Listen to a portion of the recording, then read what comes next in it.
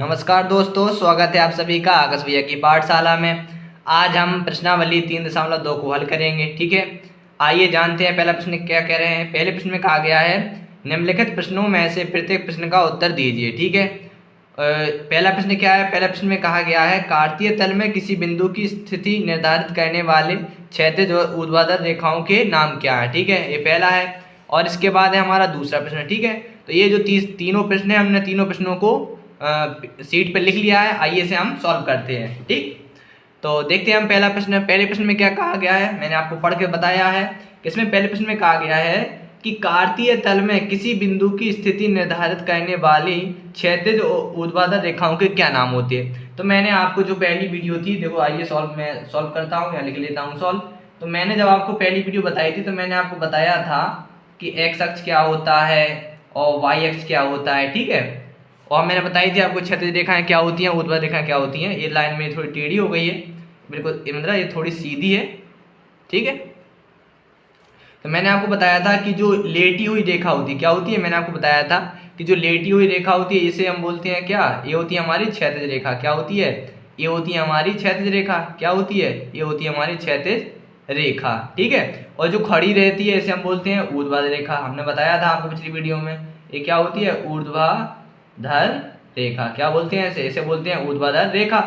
अब ठीक, तो जो हमारा ये पूरा कार्तीय तल रहता है इसमें ये पूछा गया है कि कार्तीय तल में स्थित क्षैतिज रेखा और जो ऊर्ध्वाधर रेखा होती है इनके क्या नाम होते हैं। तो मैंने आपको बताया था कि जो क्षैतिज रेखा होती है ये होती है हमारी एक्स अक्ष पर। किस पर होती है, ये होती है हमारी एक्स अक्ष पर। और जो ऊर्ध्वाधर रेखा होती है ये होती है हमारी वाई अक्ष पर। किस पर होती है, वाई अक्ष पर। ठीक, तो इसका जो पहला है, जो पहले का इसका आंसर आएगा, तो पहले का हम आंसर लिखेंगे कि जो हमारी क्षैतिज रेखा है, क्या है, क्षैतिज रेखा है, क्षैतिज रेखा। इसमें हम लिख देंगे कि जो क्षैतिज रेखा होती है, क्षैतिज, इसका हम लिख देंगे क्षैतिज, क्या है हमारी क्षैतिज रेखा। तो इसमें हम लिखेंगे जो क्षैतिज रेखा होती है वो कहाँ पे स्थित है, क्षैतिज रेखा एक्स अक्ष पर। क्या होता है, क्षैतिज रेखा जो होती है वो होती है एक्स अक्ष पर। क्या होती है, एक्स अक्ष पर। ठीक है, और जो ऊर्ध्वाधर रेखा होती है क्या होती है, ऊर्ध्वाधर। इसमें लिख देंगे ऊर्ध्वाधर रेखा। ऊर्ध्वाधर रेखा, ऊर्ध्वाधर रेखा कहाँ होती है, ऊर्ध्वाधर रेखा होती है वाई अक्ष पर। किस पर होती है, वाई अक्ष पर।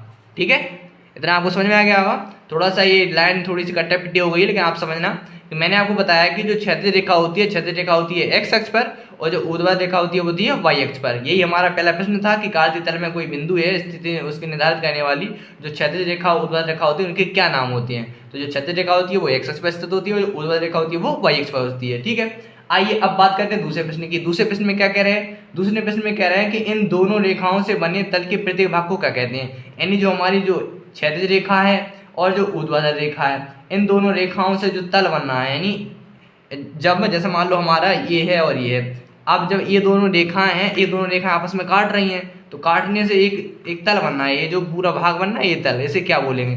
तो इसका आंसर आएगा, इसे बोलते हैं चतुर्थांश। क्या बोलते हैं, हमने आपको बताया था कि जब एक्स अक्ष की रेखा, जब क्षैतिज रेखा और ऊर्ध्वाधर रेखा यानी एक्स अक्ष की रेखा और वाई अक्ष की रेखा जब एक दूसरे को काटती हैं तो उससे जो भाग बनता है उसे क्या बोलते हैं, चतुर्थांश। ये जो पूरा भाग है इसे क्या बोलेंगे, ये जो एरिया है इसे बोलते हैं हम चतुर्थांश। क्या बोलते हैं, इसे बोलते हैं चतुर्थांश।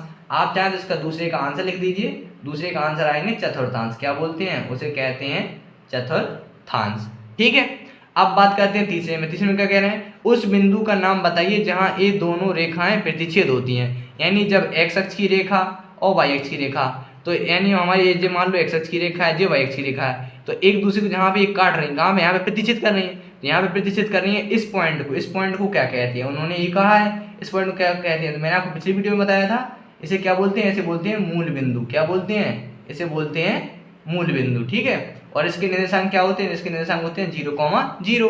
लेकिन उन्होंने निर्देशांक नहीं पूछा, उन्होंने बताया उस बिंदु का नाम बताइए। इसमें तीसरे का आंसर लिख देंगे हम, तीसरे का आंसर लिख देंगे, उसे बोलते हैं हम मूल बिंदु। क्या बोलते हैं, उसे हम बोलते हैं मूल बिंदु। ठीक है, इतना क्या हो जाएगा हमारा आंसर। ठीक, आपको समझ में आ गया होगा। अब क्या करते हैं, अब हम करते हैं अपना दूसरा क्वेश्चन सॉल्व। ठीक है, आइए दूसरे प्रश्न में क्या कह रहे हैं। दूसरे प्रश्न में हमें एक आकृति दी गई है।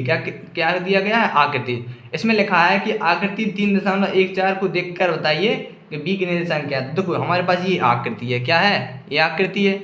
हमारे पास एक आकृति दे रहे हैं, तो हम क्या करेंगे, इसे शीट पर लिख लेते हैं। आइए इसे हम सॉल्व करते हैं।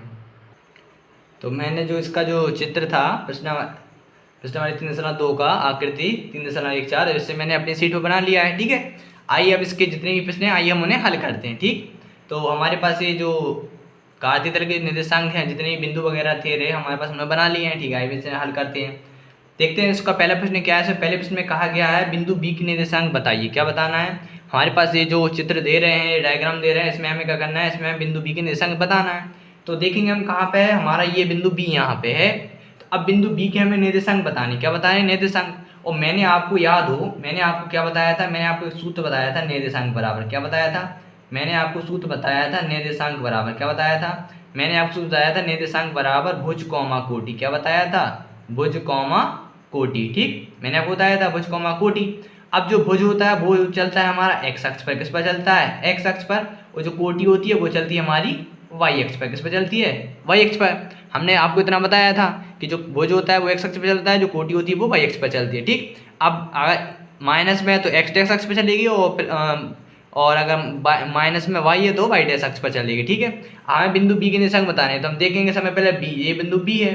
अब बिंदु बी देखेंगे, हमारे ये निर्देशांक यहाँ पे एक्स पर कितना चला, देखेंगे यहाँ पे 1 2 3 4 5, तो बी पर चला -5। कितना चला बिंदु बी पर चला हमारा -5, कॉमा। अब देखेंगे हम वाई, ऊपर की ओर कितना चला, ऊर्ध्वाधर, तो ऊपर की ओर देखेंगे यहाँ पे 1 2, किसमें चला, प्लस में 2, तो इसके निर्देशांक कितने आएंगे, 5,2। तो आप चाहें तो यहाँ पे बिंदु बी के निर्देशांक यहाँ पे लिख दीजिए, ऊपर चाहें तो ऊपर लिख दीजिए, लेकिन आपको जब नीचे है कॉपी में लिखना पड़ेगा एग्जाम में, तो यहाँ पे लिखेंगे -5,2। क्या हो गया हमारा आंसर?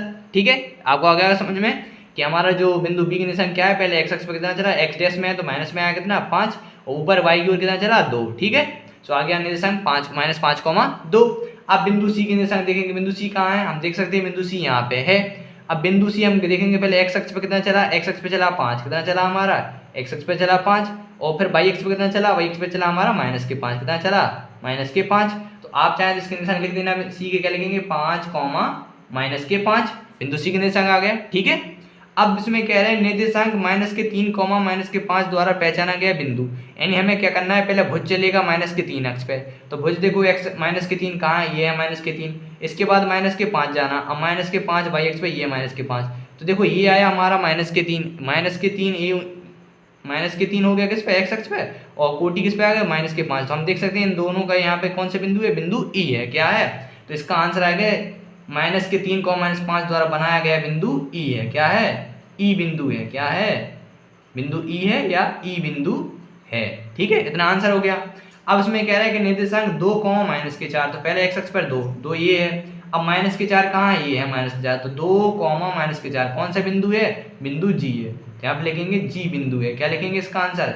इसका आंसर लिखेंगे जी बिंदु है। क्या लिखेंगे? इसका आंसर हो जाएगा हमारा जी बिंदु है। ठीक है, अब इसके बाद हमारा क्या इसमें कहा गया है, डी का भुज बताना है। क्या बताना है? बिंदु डी का भुज। हम देख सकते हैं बिंदु डी यहाँ पर है। अब भुज क्या होता है? भुज का मतलब होता है एक्स अक्ष पर, तो हमारा जो बिंदु डी है एक्स अक्ष पर कितना चला, 6 चला। क्या चला? 6। इसका आंसर हम लिख देंगे भुज बराबर 6। क्या लिखेंगे?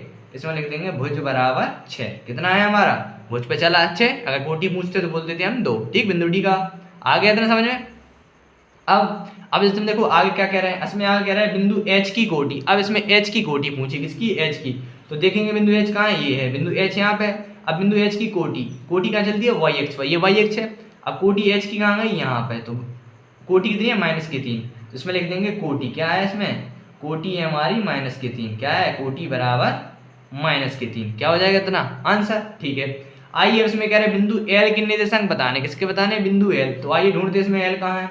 हमने इसमें एल देख सकते हैं, हम यहाँ पे दे रहे हैं एल, दे रहे हैं यहाँ पे लिखा 5 और एल, तो यानी जो एल है हमारा, एल बिंदु है जो सिर्फ हमारा क्या है, वाई अक्ष पर है, एक्स अक्ष पर गया ही नहीं है। तो इसके निर्देशांक क्या होंगे, इसके निर्देशांक हो जाएंगे हमारे 0,5। क्या हो जाएंगे? 0,5। अब जो हमारा बिंदु एल है, अब इसकी निर्देशांक 0,5 कैसे हुए, देखो हमने क्या कहा था कि जब कोई बिंदु है, यदि वो एक्स अक्ष और वाई अक्ष पर जा रहा है तो उसके निर्देशांक भुज कॉमा कोटि होंगे। यदि वो सिर्फ वाई अक्ष पर जा रहा है तो वाई अक्ष पर जा रहा है, एक्स अक्ष पर जा नहीं रहा। अब ये बिंदु यहीं पे है, अभी एक्स पे तो गया नहीं कहीं। अब यदि ये वाला बिंदु एल जो है, अब एल कहीं एक्स अक्ष पर गया नहीं, तो एक्स पे नहीं गया तो एक्स के निर्देशांक क्या होंगे, 0। क्या होंगे? 0। और वाई पे कितना गया, 5, इसके निर्देशांक हो जाएंगे 0,5। ठीक है, आज के देखो अब लास्ट क्वेश्चन क्या है। लास्ट क्वेश्चन में कह रहे हैं बिंदु एम के निर्देशांक। अब बिंदु एम कहाँ है, इसमें ढूंढिए। देखिए यहाँ पे है बिंदु एम है। अब बिंदु एम क्या है, बिंदु एम यहाँ पे है। अब बिंदु एम देखो और कहीं तो जा नहीं रहा, बिंदु एम सिर्फ यहीं पर है, ठीक। यदि ये मान लो ये जो हमारे चार चतुर्थांश होते हैं, प्रथम चतुर्थांश, द्वितीय, तृतीय, चतुर्थ, यानी जैसे मान लो डी ई बी सी ए है, ये क्या है, जो हमारी रेखा है एक्स अक्ष से दूर है, तो ये इनके निर्देशांक दो दो निकल आते हैं, भुज कौमा कोटि। अब लेकिन जो हमारा एम है वो जो एल है, एल था किस पर, वाई अक्ष पर, और जो हमारा एम है किस पर है, एक्स अक्ष पर। तो जो एम रहेगा, एम के निर्देशांक आएंगे -3,0। अब इसके निर्देशांक -3,0 क्यों आएंगे, -3,0 इसलिए आएंगे क्योंकि एक्स अक्ष पर चला, सिर्फ किस पर चला, एक्स अक्ष पर, वाई पे तो गया ही नहीं है। तो इसके निर्देशांक कितना आ जाएंगे, एम के निर्देशांक आएंगे हमारे -3,0। इतना ही क्या हो जाएगा हमारा आंसर, ठीक है।